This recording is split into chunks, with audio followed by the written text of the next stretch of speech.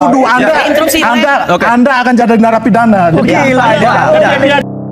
Sibuk dan ngotot ingin penjarakan Roy Suryo, tapi nggak sadar, ternyata dirinya sendiri sudah jadi terpidana bahkan sudah mengangkangi peradilan.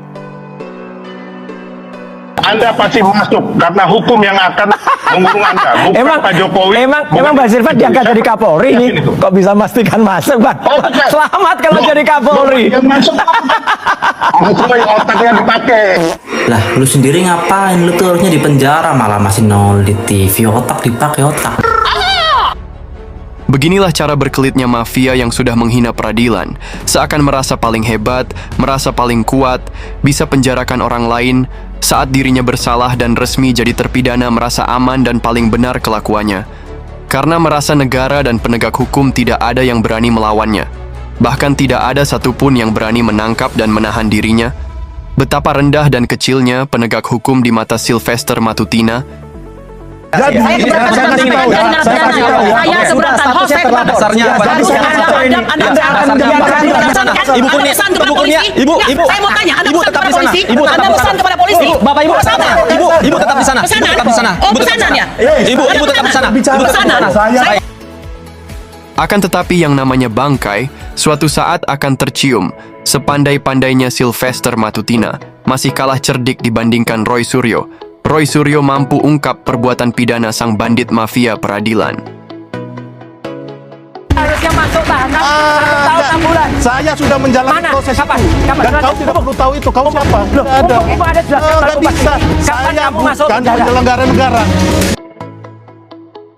Beginilah cara kita menyamakan bandit dengan manusia jadi mafia. Bandit saat tertangkap tentunya akan mengelak. Tidak jauh dengan pernyataan seorang Sylvester ini. Sudah ketahuan dan jelas vonis ingkrah pun masih mengelak dan tidak mengakui perbuatannya. Apakah tidak malu dengan Pak Jenderal ini yang secara terang-terangan meminta agar Sylvester Matutina harus kesatria? Berharap dia menjadi seorang kesatria, walaupun jangan dijemput jaksa tapi datang kemudian menjalani. Pada saat menjalani kan orang ada simpati. Insya Allah kalau Pak Presiden menggunakan hak konstitusional yang merupakan hak prerogatifnya bisa diampuni. Tapi jangan sampai mengatakan belum menjalankan, mengatakan sudah menjalankan. Memang dapat pengampunan, entah berupa apalah namanya amnestika atau apalah, itu jalankan dulu entah 3 hari, entah 24 jam. Itu akan menjadi pertimbangan yang sangat bagus bagi Presiden. Dan kita itu tidak bisa sembarang mengadukan orang, ya. Harus paham dulu masalahnya ini apa, begitu ya. Kami ini petugas juga sama dengan polisi dan jaksa, Integrated Criminal Justice System, sedang ya meneliti perkara ijazah palsu. Dan perlu Anda ketahui, apakah Anda sudah tahu ada 2 orang korban di situ, ya, dihukum 6 tahun, yang oleh banding dan kasasi itu turun menjadi 2 tahun karena pasalnya tidak jadi pasal hoak tapi pasal kebencian. Tapi orang ini dihukum tanpa pernah diperlihatkan ijazah asli Bapak Joko Widodo. Diminta oleh hakim untuk hadir, tidak pernah mau hadir, ya. Semua saksi ada 30 orang tidak pernah menyatakan menerima atau melihat daripada ijazah tersebut. Semuanya legalisir. Lah kalau ada legalisir berarti ada aslinya dong, tapi tidak mampu.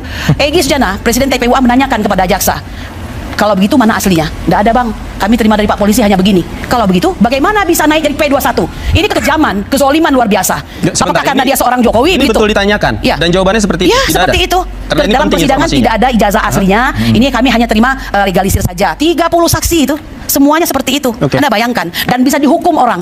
Ya, 6 tahun dari dakwaan maksimal, tuntutan maksimal 10 tahun. Oke. Ya mungkin hakimnya nggak enak hati mau ngasih maksimal begitu. Oke. Ya. Itu si Bambang Tri dan juga si Gus Nur itu mereka membuat podcast. Di situ mereka bersumpah bahwa ijazah Pak Jokowi palsu, Jangan memakai disimpangkan, Bang Al-Quran. Sylvester. Interupsi nih. Jangan disimpangkan itu. Beginilah mulut manusia licik selalu memelintir keadaan dan buat sebuah framing kepada masyarakat agar masyarakat terkelabuhi segala perbuatan busuknya. Memang Ini begitu betul kenyataannya. betul. Makanya akhirnya Ya. mereka dijatuhkan vonis bersalah. salah sekali. Ya kan? Anda nggak mengerti Loh, kalau pengadilan menjatuhkan vonis bersalah untuk itu. Makanya sama yang Anda nggak sekarang. mengerti. Saya pengacaranya jadi nggak benar. Iya, walaupun Nggak benar. makanya Itu tidak Anda benar. konyol, Ini kalah. forumnya saya mau tahu Ya, tidak Anda benar. konyol, Baca makanya lagi. kalah. Baca lagi. Raja bandit mafia hukum debat dan adu argumentasi dengan lawan debatnya. Kenapa dijuluki si Raja Bandit Mafia Hukum? Karena mampu menguasai hukum di negeri ini, bahkan mampu menyetir hukum dan peradilan di negeri ini. mampu mendorong dan menggerakkan para pengacara untuk melaporkan lawannya yang dinilai berseberangan. Salah satunya kali ini yang dilaporkan, karena lawan tersebut menghina junjungannya, yaitu junjungan yang sering bohong. Netizen sering sebut si Raja Bohong. Ya, jangan ngomong dulu, nanti konyol jadinya. Satu-satu, Bapak Ibu, satu-satu. Bapak Ibu, satu-satu. saya sudah dihukum, Anda Bu Kurnia, berseberangan di sini. satu-satu, biar pemirsanya. Sekarang kita tantang Baris Krim. Mana aslinya? Jangan hanya omon-omon. Kalau ada aslinya, tunjukkan. Oke, baik. Ini Kita siap penyesatan diuji. terbesar lagi yang barusan dilakukan oleh Mas Roy saat ini. Kenapa? Waktu disita oleh Bareskrim Mabes Polri itu ijazah aslinya. Makanya waktu konvensi pers itu ditunjukkan fotokopinya dan di sampingnya Nggak foto ada ijazah itu. aslinya. Oke. Ternak Mulyono tidak pernah membantah secara ilmiah, bantahannya hanya selalu berlindung bahwa kepolisian sudah bekerja dengan benar. Pertanyaannya, apakah yang namanya penegak hukum harus selalu benar? Dan waktu itu juga ya kan sudah ada kan barang bukti ini penerimaan untuk di ijazah aslinya. Ya itu ada. Mas Roy. Nggak ada. Ya, jadi ini Nggak penyesatan. dikumpulkan. Bukan Ini penyesatan. orang suka menyesatkan gini. Iya, Makanya yang menyesatkan Sylvester. Loh, nggak mungkin dong saya menyesatkan. Iyalah. Saya bukan tertuduh. Anda, Interupsi. Anda akan jadi narapidana. Jadi, Gila, biar cerita. Jadi, Saya keberatan saya kasih tahu ya. Saya kasih tahu ya. Saya keberatan. Host, saya keberatan. Dasarnya apa? Jadi saya kasih tahu ini. Anda akan menjadi narapidana. Sebentar. Bang Sylvester tetap di sana. Ibu Kurnia, Ibu Kurnia, Ibu. Saya mau tanya, Anda Ibu pesan tetap kepada di sana. polisi? Ibu tetap Anda di pesan sana. kepada polisi? Bapak Ibu, Pesanan? Ibu tetap di sana. Ibu Pesanan? tetap di sana. Oh, Ibu tetap di pesanan sana. ya? Ibu tetap di sana. Bicara. Ibu tetap-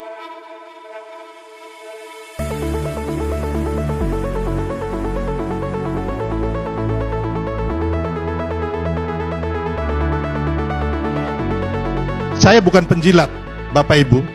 Saya harus swear, saya bukan penjilat, Bapak Ibu. Ya, saya ini tidak pernah minta jabatan proyek apapun di pemerintahan Pak Jokowi.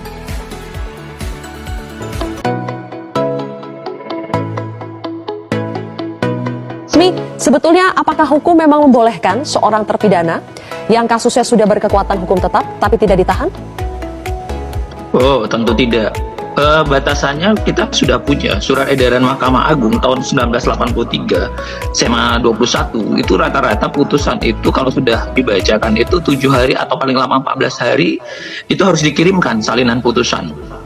Terus karena itu adalah berkekuatan hukum tetap karena sebuah peristiwa pidana itu adalah putusan, maka mengacu ke dalam pasal 1 angka 6 Kitab Undang Hukum Acara Pidana maupun pasal 270 Kitab Undang Hukum Acara Pidana itu adalah domain daripada jaksa untuk melaksanakan sepanjang keputusan itu sudah berkekuatan hukum tetap.